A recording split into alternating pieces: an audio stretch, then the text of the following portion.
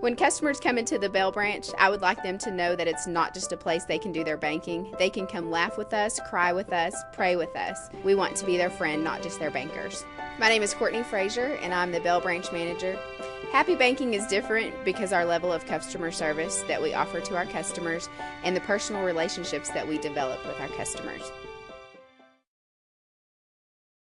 If they haven't seen the ones that we worked with on this project, because we don't have much to worry about. I think they'll straighten out a lot of things that us adults have messed up. There were 28 properties cleaned, but there was also a list of others. And there were properties, probably 15 properties cleaned up ahead of that, just experimenting with products and working on it. So for everybody that did this, I'd just like to say thank you, particularly Joe Jones with Blue Lake Pools. He was there from the beginning working on this. Had his own methods of cleanup that he was using, and I think finally the city guys that knew about this for 10 years kind of took over because they knew how to do this without all us going through this rigmarole. Michael Lewis with Austin Distributing, Nathan Lindlau with AISD, and is Nathan here? They do a great job. We took a lot of guidance from AISD. They were there with crews. They have a policy where the sun won't set on graffiti on their property, and they do that. If they get a report of graffiti, it's off that day. They just take care of it. So we followed some of their example, and we'll continue to do that. Jody Paredes is a youth advocacy group. He's not here today, is he? No. He's a boxing coach and works with the Lions Club boxing group. And they had 30 kids out there working very, very hard to do some of the toughest jobs. And they finish a job and get to the next one and get busy. They were great. So a lot of people participated. Jensen Porter, Palo Duro High School, had a group of people. David Chirac is here today. He had a lot of people, just an interested citizen that brought a bunch of people and really worked on that. Gene Shelburne, I don't see him here today. He's usually here to do the invocation or other things, but he's not here today to take his congratulations. Worked hard at each meeting and got a lot of people organized. John Skaggs is here, worked on this. There's John, doing a lot of the work and was at each of the meetings. Manuel Torres, interested citizen that showed up and took a team leadership role. Jennifer Gillespie with Suddenlink. Suddenlink was there, provided us a lot of help. I'd also think that we should mention the TV station, and I think it was that helped produce the ads. That was 10. Channel 10. And Channel 10. Aired. And Suddenlink aired that, so that was very helpful in getting those ads. And then Josh Rafe and Mary Lynn with Chick-fil-A, we did talk about that. So we just can't thank you enough. We aren't done. We'll come back and do this again. The city will continue to work on it, but I think we owe you all a congratulatory applause for helping with this project. So thank you very much.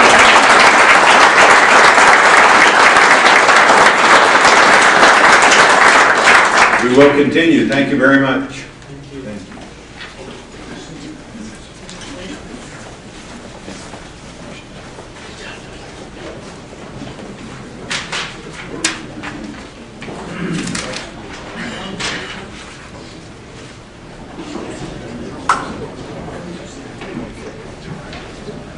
Okay, well, we have a lot of exciting things going on for that week in the city. And I would like to ask the people that worked on the remodel of Mama Ruby Estelle's home to please come forward. Now, we couldn't fit everybody in the room if they were all here today. Barely could fit them in her place. And we want to tell this story a little bit too. And I'm going to turn it over to, I'll just put Lou on notice, and you may get to talk about this for a minute too. James, please come up here. And Vicki, is Vicki here? Scott needs to be up here. Vicki, don't hide back there. Where are you? Okay, there you are. Stand up. Mr. McDonald needs to be up here too. Mr. McDonald, yes. Scott, you need to be up here too. Okay, here again is a representation of what our city believes in and what it stands for. We were here, I think it was just 4 weeks ago today. Project was completed about 10 days ago, but about 4 weeks ago, a lady came up and needed help to get up to the podium and asked for help in the city. Had really had some problems in her life, and really, if you saw what the condition she was living in, it was horrible, very sad situation. A lady about 90 years old, and she asked for help. and the city made, I think, 1 or 2 phone calls, then began to help in the way the city can, but much more, I would say, than what the city was able to do. Volunteers came together and worked magnanimously and continuously, some of them 24 hours a day, to redo her house.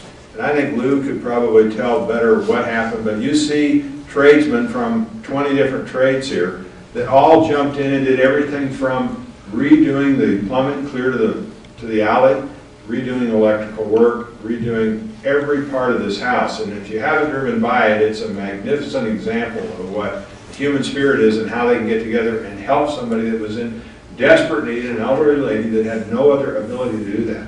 Tell you a couple quiet stories about her that she expressed as we were going along, and tell you what happened as that happened last year. She called actually 911 and asked for help. They went out, and all she needed last winter was a place to warm up, so she asked if she could ride around in the ambulance a little until she warmed up. They accommodated her as best they could, and the next day the firemen, without being solicited, showed up with a heater unit and put it in her wall at her house. But the house had broken windows, all sorts of other problems, just innumerable things that were wrong with it.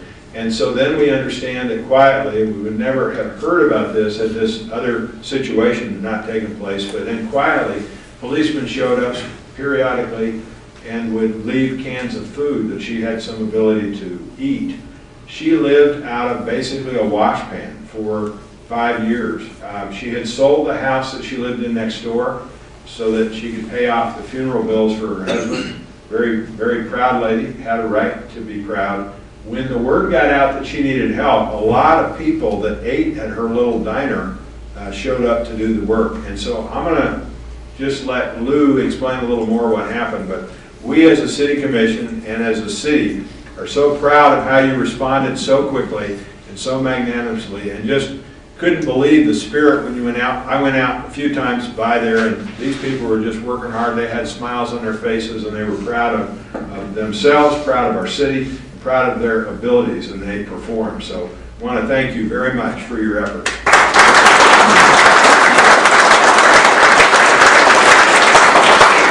This is Lou Bradshaw. He's head of the Home Builders Association, and what else? Texas Home Builders Association. And sort of got the first ball rolling, but they sure picked up the ball. Lou. Thank you, sir.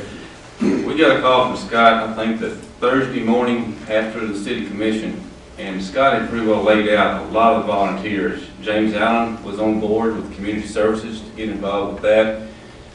The volunteers, a lot of them are set up. Frank's money was going to do all of the sewer work, plumbing work. Gary's air conditioning was going to take care of the air conditioning and heating problem. The electrical contractors came forward. The roofing contractors came forward. We started on that Monday, right after our parade. We had nothing else going on. 11 days later, we completely gutted the house, everything down to the studs, and presented her with a new home. And for her to come in and little things like a new trash can. She went into her bathroom. She wanted to stop and wash her face because she hadn't had a place to wash her face in years. And she looked, we had a flat screen TV donated to her. She didn't know what it was. We told her, she said, oh, I'd seen one of those in her doctor's office, but I'd never seen one. And just from that, Billy Krause put a yard in. She's never had her yard with a tree. She's still talking about sitting in the shade this morning when we were out there. But there were over 50 companies that came forward. A lot of competitors that just joined hands, got in there, and fixed this house for a citizen that's given back to Amarillo for over 40 years. And it was our honor and privilege to give back to her, because that's what Amarillo does. And I want to thank all the volunteers that were up here, the city, and all the volunteers together. We're very well with it. We ought to show off this shirt, too. Yes. On This is Paul Davis. He was head of Remodelers Council that worked all night, several nights. Winston Allen was out there. Derek Trey was right here. He was out there for many years. The painting done by Gary. I could just go on and on, but it was a project. And I'll give Scott credit. He and James came out the first day. I said, don't show up till we're done. And they took care of everything. But it was an honor and privilege for us to do this for you. Does anyone have a report on how Mama Ruby's doing today? Has anybody talked to her in the last few days? Please, ma'am, will you come up and Yeah, I spoke with her this morning. She's feeling well. She was getting ready to fix herself something to eat. She's still piling through boxes trying to find some of her things, so it's a daily question. Where is this? What did you do with my stuff? So, none of them are getting it. I catch it every day. But she's doing good. She's so excited, and people are still stopping by. She just let everybody in. Go in to see my shower. I said, do you know these people you keep letting in? I said, the open house is over. She said, no, I want to show the world. I said, okay, just be careful. Yeah, but she's loving it. She said, I don't like this TV though, baby. I can't see. I have to look like this. I said, if you stop sitting like this, if you sit up, you can see it. I said, don't do this, then you can see it. And she said, oh, that is a little better. But she's enjoying it. She said, why they give me such pretty covers? I don't want to lay on the covers. I said, well, they're for you to lay on and enjoy. She said, I don't want to use my towels. They're pretty. I said, you better use them towels. I'm going to throw all these rags away. So she's getting to enjoy stuff. I said, have you turned the oven on yet? Not yet. Why? Because you ain't brought me no new pots yet. That's okay. I got her pots in the car. So I'm taking her some pots, so hopefully she'll cook. I'm trying to convince her to cook for you guys. So if I can get her to feeling better, we're going to have all you guys back over here. So they have done a magnificent job. So. Now that would be better than the box of chocolate. I said, if you don't do nothing but fix a peach cobbler, I'll buy all ice cream, I'll buy whatever you need me to do, but I need you to cook. Well, let her do the full meal deal if she wants. So hopefully we can get her, she's getting her strength back. She's actually walking through the house without a walker. She's enjoying the porch, so. She told us this morning she had a Welborn Signs. This was her original sign for her business. Welborn Signs made a smaller version. We hung it outside. And she asked us this morning, please take that sign down. She's had people from Dumas and Dalhart and all over. They saw it on the news and they had in the newspaper and they think she's open again. So she asked us, please take that sign down. So we did. And she's very explicit when we walked to her house and you pointed out the sign and she says, that's real pretty, but I ain't cooking no more. Well, I'll tell you a couple little quick things. As I was out there, I'd say to people, thank you, because they were working, we were just visiting, and every one of them would say, oh, it didn't do much. Oh, it didn't do much. Well, if you saw the place, you know that you did do an incredible amount of work in a very short time, very professionally. It's just an amazing example of what our city is. And our city is people like you, so thank you very much for what you've done.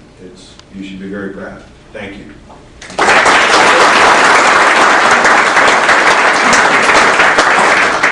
As a former banker, I used to take care of Mama Ruby at the bank at Northeast 24th and Grand, so I've known her a long time. And I do want to expressly thank Gwen and Joe Peterson, who actually housed her and took care of her during this process and probably had been doing some of that. And for James Allen for just stepping up right away and taking care of what needed to be taken care of. And for all you guys, when I first went out there the first day, right after that, and it was all gutted, I said, why? What are they going to do? And then when I went back and you all were done, and it was like a miracle, and I cried several times because you all did perform a miracle for Mama Ruby, and it just shows what kind of people we have in Amarillo, and I'm real proud to be part of that. Thanks, guys.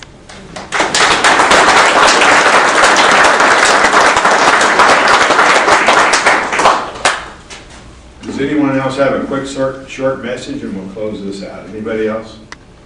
Okay, well, thank you very much for being here today. You should be proud. I hope you are. Thank you.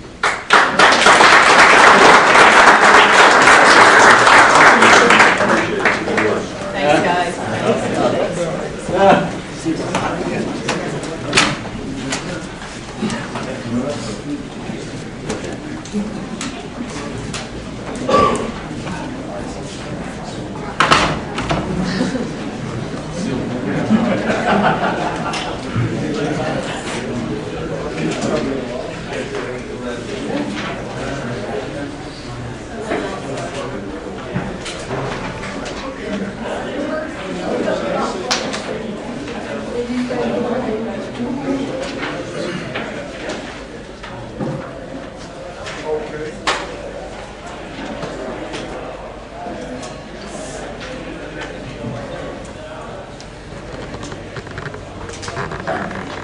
Okay, good afternoon and welcome again to the regularly scheduled meeting of the Amarillo City Commission held on the 3rd floor of City Hall this Tuesday at 3 p.m. The first item of business on today's agenda is the minutes. Attached is a copy of the minutes in regards to the meeting from May 22nd, 2012. Are there any additions or corrections to the minutes? If not, I'd entertain a motion. Mayor, I move approval of the minutes of May 22nd, 2012. Second. All those in favor of the motion to approve the minutes signify by saying aye. Aye. Opposed? That passes with a 4-0 vote. Ordinance number 7333. This is the first reading of an ordinance prohibiting camping and remaining overnight in public property. The ordinance is designed to protect the ingress and egress rights of citizens, vendors, contractors, and employees to public property and municipal facilities for the conduct of routine business and to prevent the obstruction of such facilities. The ordinance would further provide protection from potential health, security, and sanitation risks associated with camping in areas without proper facilities. The ordinance preserves the ability to use such public property for expressive purposes, public speech, and the redress of grievances. Are there any questions about the ordinance number 7333 from the audience? Yes, please come forward.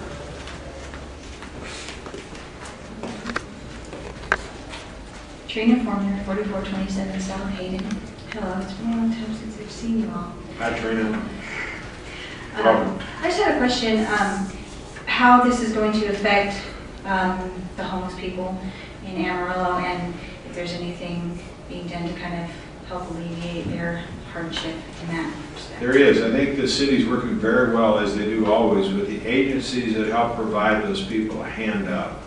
And certainly that will be emphasized as this goes on. But I think it's really more designed to protect the ingress and the egress from those areas.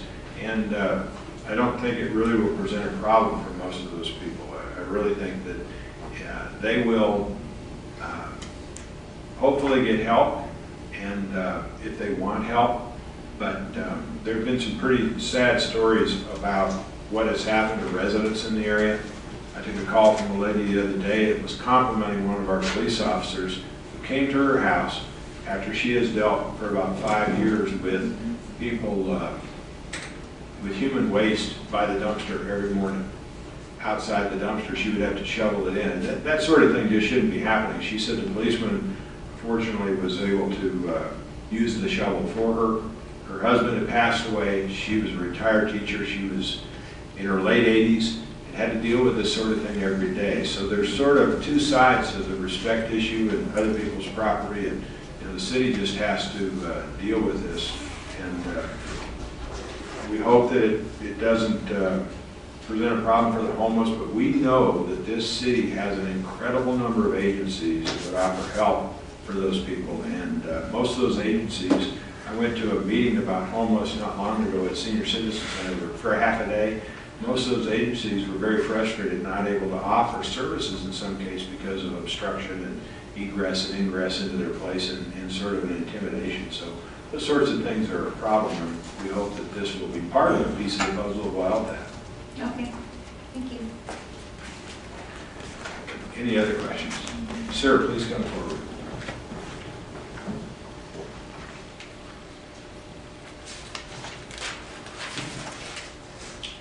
Alan Feingold, 2601 North Grand Street.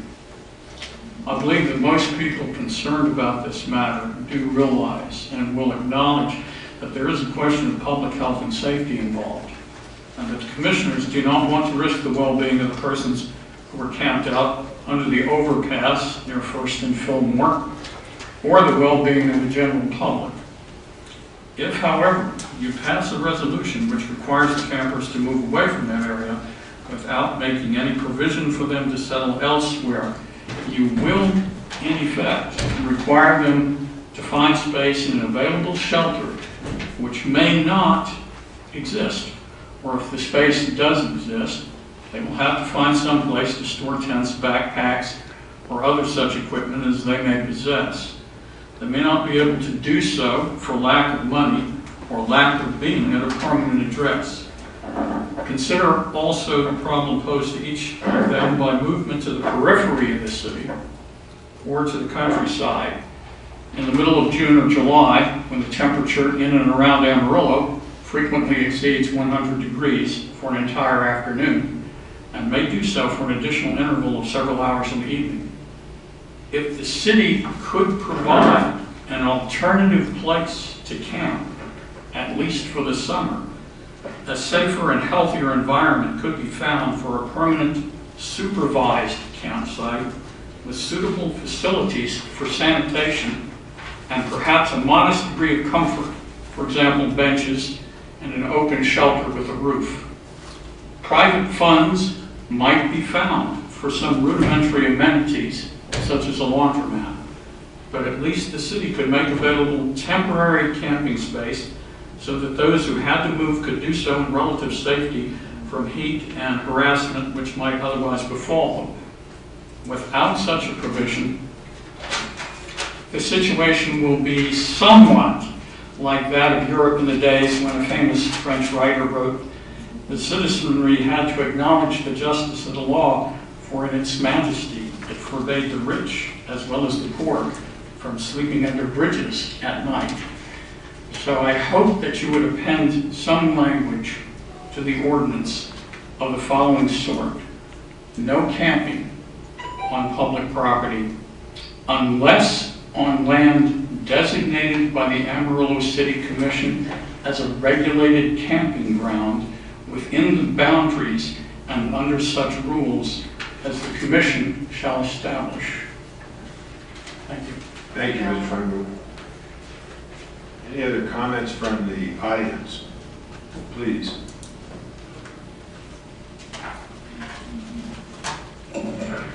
My name is Carolyn Thornton, Reverend Carolyn Thornton. I didn't even know this was going to be brought up, so I'm glad that I came. Would you mind giving your address? Yes, of course. It's 1947 South Mars. I work with homeless people. And sometimes there's occasions where I actually live with the homeless. And right now, I'm on the side of the bridge over here. Now, I'm not going to say, I'm bipartisan, I'm not going to say for the city to tell them they can't live there or they can live there. But I do want to say this. As I went over here earlier today, and this is third-party information, I was told by different ones that a unmarked car came over there and someone told them that they were from the city, or there was a policeman that said that they had to leave, just the ones on the side of the bridge, they had to leave by morning. Remember, this is third-party information, so, but not the ones under the bridge, the ones that live in the tents. So I'm bringing this up because I don't know if it's true or not, and I really would like to see that looked into. I really would. So the stress level already has gone up to, are we supposed to leave, or where are we going to go? What are we going to do underneath in this area there? There's a woman there, there's a young woman there, and she's carrying babies too. A little baby boy and a little baby girl inside of her. Another one she's carrying, she's also pregnant as well, and she's carrying a baby as well. There's a man that's there. There's an array of different people that are there. There's a man that can't sleep. He growls, makes noises, he does all kinds of things. He keeps to himself, but there's all different kinds of people. So I just want to say something. The homeless people consist of three people. The cannots, that's the people that are addicted. They cannot. They're so far gone. They're the dopers, the drug addicts, and can I include the severely mentally ill? I will also add there's people that are mentally ill that no matter how hard you try to help them, just on the streets, you can't help them. There's people that can. I don't know who they are. Then you have the will-nots. Those are the people like prostitutes, street hustlers, people that just said, I just will not. I will not live in a home on my own. I'm just going to stay wherever I'm going to stay. And then you'll have the have-nots. Those are the people that are actually out there too. All three of these are there. These people are the have-nots. These are people that are working and they run out of money. There are also people that are there that have actually, they want work. They want to work. So I went to the homeless, the Coalition for the Homeless as well. I've been there as well too. I see how it's working together on trying to help them. But I'm here before you to bring this to the attention of the city, that tonight all night, there's going to be a lot of stress going on, lots of stress over, are they going to make us leave tomorrow morning? Where are we going to go? You're absolutely correct. We're accountable for ourselves. We honestly are. But there's some people, what are they going to do? So I just want to ask the city, if this is true or not, they have to leave in the morning. And if they don't have to leave in the morning, when are they to leave? Give them something. It's an off and on. It goes up and down all the time. They have to leave in July. They have to leave in 2 weeks. They have to leave in the morning. Honestly, each one of you, if you were set with that situation where someone came to you and said, you have to move out in the morning, by in the morning, or you have to leave in 2 weeks, or you have to leave in a month, it's stressful. And that's what I want to bring to your attention. Tell them when. You can tell me, I'll take it to them. When? When are they to leave? And they'll have something to go with. That's what I want to say. Sir, we appreciate the comment. Mr. City Manager, would you like to comment on that, about what the plan is to enact this ordinance and how far that will go, how quickly? Certainly, and to some extent, they're two different issues. The ordinance should be passed today on first reading, will be passed again on second reading, and we go through the publication period. The area that Reverend Thornton is referring to is a TxDOT right-of-way. That's not a city right-of-way, and I will not speak for them, but they certainly have issues and concerns of their own with what's happening down there. I understand that. Ms. Covey has been working very closely with our community development group, with several of the shelters in and around that area. I think they're in the process of putting together a plan that would provide the certainty and certainly help for those who will take it. As you've indicated, you can't make them do so. Vicki, without using this as the forum to go into too much detail, is there anything else you'd like to add to that? As we work with the people that are living under the bridge, we will provide them with information from where all of the different shelters are and the service centers are available at all of those shelters. I'm not aware of anyone telling anyone this morning that they have to leave by in the morning. So that may be a rumor that was started, or someone said something out of turn, but I'm not aware of anyone from the city or even TxDOT that might have said that today. But as we move forward, begin to work with those people that do live under the bridge and along the side, we'll make every effort to make the appropriate referrals, and the agency will all be working together to help. Okay. And I have nothing against, if it's true that someone came and said that. I worked with the police department many years ago. I have complete, total respect for them. But to clarify, to take away some of the stress, it's amazing how horrible that is. Thank you. Sir. I believe, Ms. Thornton, I heard from a television reporter earlier today that she was down there talking, and so that might have been where that started. I don't know. Well, I want to emphasize again, it's third party, and 3 of them came up to me and said that. And so here's on the level of everybody getting all upset, or where are we to go? Well, we have to stop and think as an individual, where are we going to go? That's the bottom line. Each one of us, we are either, one of the can-nots, one of the will-nots, or one of the have-nots, and we have to decide. But in the meantime, something has to be done, where to go. But there has to be some time. The Homeless Coalition are working on that. The shelters, from what you just said, are working on that. There are people that want to, and I hear words of saying, oh, one wants to help us. Well, there are people that do want to. There are people that honestly do. And there are people that don't want you around. That's a fact. They know this. But what we're working with right now is a fact or facts to help them understand what to do as far as, did the city say this or not? And that's why I'm here. Thank you. And I do want to add that I appreciate what the city is doing for the homeless. And as far as them going to the restroom, wherever, I know from experience, just finding out some things, after a certain hour of the night, when the city places close, there are no bathrooms to go to unless they find one of these little porta potties somewhere, but there is no. So what do? There is no bathroom downtown. there is no public restroom downtown for someone to go to, and I also understand if you're not going to keep it up. Well, it's difficult for security reasons. I understand that. Very difficult. I understand that, but on the other side of the coin, you still have to go to the bathroom. We all do. Sure.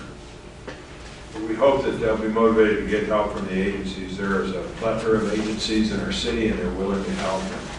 And with the communication now where the agencies can go online and see about people getting help and where they've been trying to work together, it will help that. I think some of the problem there is the educating. That's the problem. Then we may have to take this. Oh, okay. Let's see if anyone else has any comments. Thank you. Is there anyone else with a comment on that item? Okay. Any comments from commissioners? Okay. If not, I'd entertain a motion. Yeah, Mayor, I would move that we pass ordinance number 7333 with a couple of changes simply for clarification. Sure. On page 2, under section A, definitions, paragraph number 3, the wording needs to be altered very slightly to say public property means such places as described in 2 above, but which are owned or controlled by another governmental entity. I think you have that in writing on the dais here. Yes. And then in order to make the document consistent, following on down at the bottom of the page, final paragraph under subsection D, the last sentence should then say, let's just take the last 2 lines, under the control of another governmental entity, when and as may be permitted by that entity. I think that will kind of unify the intended ideas and different subsegments within the ordinance. So that is my motion and my amendment. Thank you, Commissioner. Do we have a second? I second. Okay, do we have it? We finished the discussion. All those in favor of ordinance number 7333 with the changes as stipulated by Commissioner Eads. All those in favor signify by saying aye. Aye. Opposed? That passes with a 4-0 vote. Ordinance number 7334, this is the first reading of an ordinance changing the zoning of the east 135 feet of lot number 5, block 250, Everstat subdivision of Holland Edition in section 156, block 2, ABNM survey, Potter County, in the vicinity of northeast 7th Avenue and Arthur for a manufactured home. This is recommended for approval by a 4-0 vote of the Planning and Zoning Commission. Mr. Shaw, could you take us through that real quick? Certainly, Mayor. This rezoning request is for a specific use permit to place a manufactured home that had to be built between the years 1976 and today's date. They had to submit along with that rezoning request a market analysis prepared by a certified real estate appraiser, commenting on how the placement of that manufactured home would affect any surrounding property values. It was the opinion of the real estate appraiser that it would not have any negative impact on the surrounding property values. There are at least 10 other manufactured homes in the immediate area, with 5 being right across the street from this particular property. Also, we sent out property owner notices to everybody that had property within 200 feet, and we had one response from the next door neighbors stating that they agreed that the property owner should be allowed to place the manufactured home on the property. The intent of the ordinance is to allow an alternative means of housing in an area as long as it fits in with the neighborhood, the character of the area, and Planning and Zoning Commissioners felt in this case it did and recommended approval by unanimous vote. Okay. Are there any questions from the audience in regards to ordinance number 7334? From the Commission? I entertain a motion. Mr. Mayor, I move that we approve ordinance number 7334. I second that motion. We have a motion and a second to approve ordinance number 7334. All those in favor signify by saying aye. Aye. Opposed? That passes with a 4-0 vote. Resolution. This resolution expands the Point West Public Improvement District Advisory Board from 3 to 5 members. The expansion of the board is consistent with the original 2003 Point West petition and is recommended for approval by the current advisory board. This expanded advisory board will consist of 2 lot owners within the PID, 2 recommended by the developer and 1 recommended by the owner. Are there any questions about this resolution from the audience? From the commission? Not entertain a motion? Mayor, I move that we approve the resolution as presented. Second. Okay. All those in favor of passing the resolution listed number 4 on the agenda signify by saying aye. Aye. Opposed? That resolution passes with a 4-0 vote. Appointments of boards and commissions. Appointments are needed to the following boards and commissions. The Point West Public Improvement District, so to fill those seats that we just created and others, do we have appointments for those positions? Hey, Mayor, I have some nominations on the Point West Public Improvement District. Mr. James Rutledge is no longer going to serve in that capacity, so to replace him, I would nominate Joe McCormick. A new board member would include Edwin Leland, and a second new board member would include Alkesh Patel. A second. Motion and a second. Is there any discussion about those board members from the audience or from the commission? All those in favor of the appointments as suggested signify by saying aye. Aye. Opposed? That passes with a 4-0 vote. The consent agenda. It's recommended the following items be approved: that the city manager be authorized to execute all documents necessary for each transaction. A is the purchase of a slope mower tractor. B is the purchase of computer hardware equipment. C is the purchase of intergraph computer-aided dispatch software update. D is the award of auctioneering services contract. E is the award of oil and grease annual contract. F is the award of high-speed internet service agreement. G is the approval, change number 5, Potter County Wellfield Transmission Pipeline contract.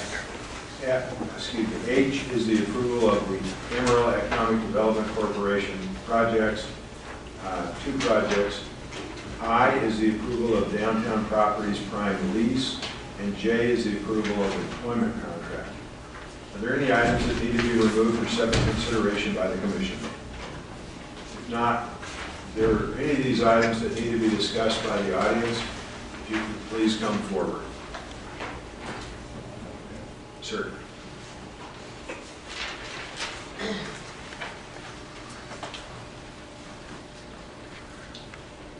Mr. Mayor, ladies and gentlemen of the commission, good afternoon.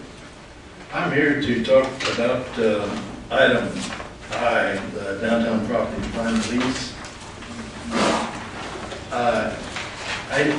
I don't know what you have made provision for public review of this document prior to acting on it. I'm not aware that it's been presented for public review. And I would like to suggest that before the document is acted on formally, that provision be made for interested parties in the public to at least have a look at it and determine if there's something that could be discussed further, either to object to it or suggest improvement.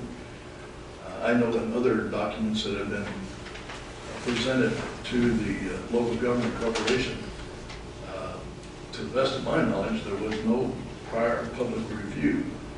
And when they were acted on at a recent meeting, I asked if by chance there might be some delay for the purpose of a public review of the documents before the local government corporation board acted formally on them, and Mr. Bittner, the chairman, did not agree with that idea, and so the board formally moved and acted on the document and had no public review.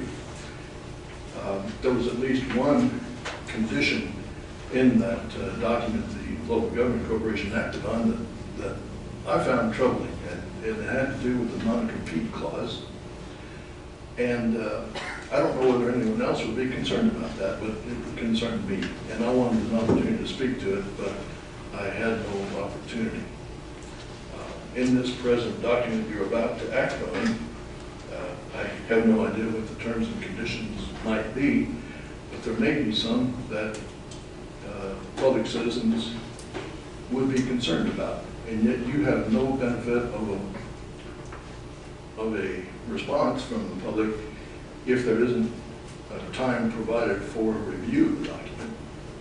And so I would like to ask that before you formally act on item I, there be an opportunity for public review, and we'll go from there. Mr. Goodrich, I think Commissioner Eads would like to comment. I think some of the answer lies in the definition of LGC, but let the Commissioner answer. Sure. Hi, Mr. Goodrich. Thanks for coming down. We always appreciate your comments. You know, this is all a part of a long, protracted process that began with the Downtown Strategic Action Plan years ago, and the formation of the tiers, and then last year, even before this time, we had a conversation and a decision ultimately to go with the master developer, Wallace Majali, to help us fulfill our dreams. And we formed the local government corporation, as many people in the audience know. Basically, all this document is, because it's a local government corporation that actually is engaging with Wallace Majali on this project, and not as much the city of Amarillo. All this document does is turn over the property across the street, two lots, to the local government corporation so that they then can indeed consummate the continuation of the project with Wallace Majali and other interested parties. And really, the local government corporation is an independent corporation that has had both public and input all along this process. All the meetings have been open except those things that were deemed to be confidential under the laws of Texas. And so there have been many opportunities for discussion about these issues. They all have been discussed. And really, we don't feel like it's time now to work backwards, but to proceed on and encourage the local government corporation, I feel, would like to encourage the members of the City Commission to go ahead and create this prime lease, and that's indeed what we're talking about doing today. So you're not in favor of having it reviewed by interested citizens prior to your formally? I think all these issues have been discussed for the past year at the local government corporation meetings. And so I don't think I think the voters and the people of Amarillo have made it clear what their intentions are over the last 2 to 3 years. And it's our intention to proceed with the project. And may I ask our city attorney to add to that? Good, please. Well, Mayor, I'd point out that on this very agenda in our hands, there are 10 contracts. It is not the standard practice of the city to place contracts out for public critique. They're summarized here on your agenda. Each of these were discussed separately in your work session at 1:30 this afternoon. And it is consistent with other discussions at the LGC. But the standard practice, what Mr. Goodrich is asking for, is for you to deviate from your standard practice. Again, we don't normally place draft contracts out. Indeed, some contracts are being negotiated right up until the moment the meeting starts, and they're subject to change. And if you put a draft out, it may not be the final version that's approved, and that leads to misinformation, confusion. The community says, well, I have a copy of the contract, and what they're doing violates the contract. Well, it may not be the final version of the contract. And so this contract, like the other 10 on the consent agenda, authorize the city manager to conclude those negotiations and to execute the document in its final form. Okay. Mr. Goodrich, thank you for your comments. Thank you for receiving them. Certainly. I would like to have had a different rendering, but I accept what you decided, but I do not agree with it. Thank you. Thank you. And Mr. David, would you come forward and please give us some good news from the AEDC? Excuse me, I'm almost scratching today for some reason. Thank you, Bess David with the Amarillo Economic Development Corporation. On your agenda for consideration, there are 2 projects that were approved by the Amarillo EDC Board on May 8th. One is with Western National Life AIG, and the other is with the Texas Tech Health Sciences Center. And I'd like to talk about that one first, if you don't mind, because we have a number of representatives here. Texas Tech, through the Health Science Center, is working on a fundraising effort to build a brand new simulation center out adjacent to the pharmacy school. This project will to be in excess of $6.7 million. It's on a site that the HRMC board has donated to the project, and it will bring a new state-of-the-art simulation center called SimCentral to this community and greatly enhance the ability of the facility to provide training services to physicians, to nurses, to other health practitioners, not only from Amarillo, but throughout the region. And it is a project we were very pleased to take action in, approve a $500,000 contribution, and help them get towards the final goal line. I know they've got some work to do in the fundraising area. They have funds allocated from the state of Texas through the educational system. And this is just another opportunity to help expand and enhance the facilities and services provided through our fabulous medical center here. Dr. Jordan was here, but he had to leave to go to a meeting. And I know we've got 5 representatives. Did any of y'all want to speak, or do you want to just be waved at and say you're doing great? Steve Perry going to speak. Good. Hi, thank you for your time. We just wanted to come and show our appreciation to the EDC and the City Commission for the support of this project and all that we do out at Texas Tech. We truly appreciate it, and I know Dr. Jordan wanted to be here in person to say that, but we truly appreciate your support. We're always there to help. Thank you. Could one of you please tell us exactly what SimCentral is? There are a lot of people who don't know what SimCentral is, and I think it'd be important for citizenry to know what it is. I know what it is, but we appreciate You have an the expert explanation. here, really. Sure, my name is John Smoot. I'm the director of SimCentral, and once again, I'd like to appreciate the EDC and then the commission for this. SimCentral is a collaborative effort with Amarillo College, Allied Health and Nursing Programs, West Texas A&M Nursing Program, and Texas Tech School of Medicine. We provide simulation training, basically in a healthcare format. We allow them to come learn their trade and also work as a healthcare team. We're uniquely set up with the 3 entities that we can train physicians, with pharmacists, with nurses, with paramedics, with respiratory therapy. All allied health programs allow them to learn to work together before they actually go into the hospital. The research has shown it greatly enhances patient safety. It's been shown to improve patient outcomes with the teamwork concept, and we're just glad to be a part of it. John used to be an Amarillo College employee. We lost him to SimCentral. Well, the participation between the city and Texas Tech here has been incredible. We appreciate the efforts that you put forth on behalf of our city and our citizens. It is an employment. It's great for employment here. It is just good for our city. We appreciate you, and we hope that we can help in any way that we can in the future. Thank you. I will point out to you, too, that in the past 3 years of the program, in the current simulation center, SimCentral, which has been pieced together in some space, they've trained over 9,000 health professionals. That's those that are throughout the region. And we're actually seeing a great addition to the healthcare industry just through what's going on here in Amarillo, which is pretty spectacular, I think. Very quickly, the other project that we brought for you today, Western National Life, AIG, has asked us for some help to bring a new division here, Sun America Division, which is in California currently. There will be 53 new positions, and they are frontline people dealing with customers, clients, and individuals who are seeking retirement information, retirement services. This will bring over $1 million, $1.25 million annual payroll benefits to the community. We have worked with the company on a number of expansions. Most of the time, the positions have come here that were either leaving Houston to go here or to the Philippines. That is exactly the same situation in this case. This division would probably move offshore if it weren't for the support that the Amarillo EDC and the City of Amarillo have provided.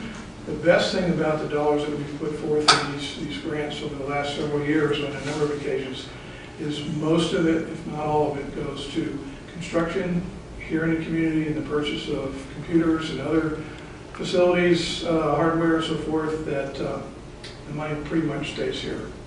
That brings AIG's job count way over 1,000, I think closer to 1,200 people. And again, these are jobs that fit really well in our community. We just got a new underemployment study that we have done every couple of years today, and we have over 17,000 people who are underemployed, meaning that if they had the opportunity and some training, which our partners at Amarillo College do extremely well, they could find a better job, and this is one of those opportunities, and I would certainly urge your support. Happy to answer any questions, too. Thank you. Any questions from the commission? Okay, well, I think with our commissioner here that works for Amarillo College and our physician commissioner here, they're very happy to see these sorts of things going on in our city, and very proud as we are of all this. Thank you for being here. Are there any other questions about or any comments from the audience about the consent agenda as a whole or part? Okay. If not, we entertain a motion. Mr. Mayor, I move that we approve the consent agenda as presented. I second the motion. All those in favor of the consent agenda as presented signify by saying aye. Aye. Opposed? That passes with a 4-0 vote.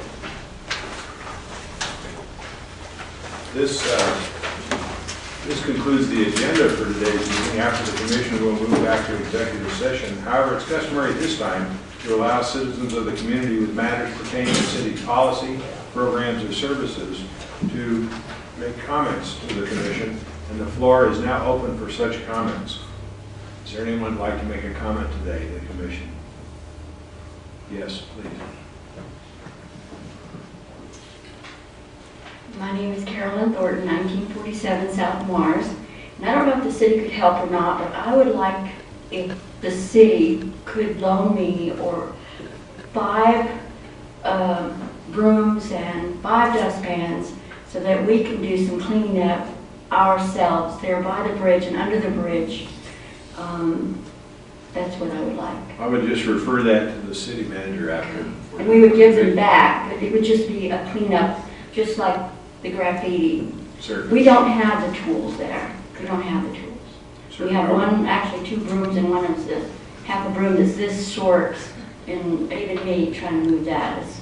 If you could just see the city manager after the meeting, please. Thank you, ma'am. Any other comments or concerns? If not, we'll retire back to the chamber and have our executive session. Thank you very much for being here today. Hello? Hey.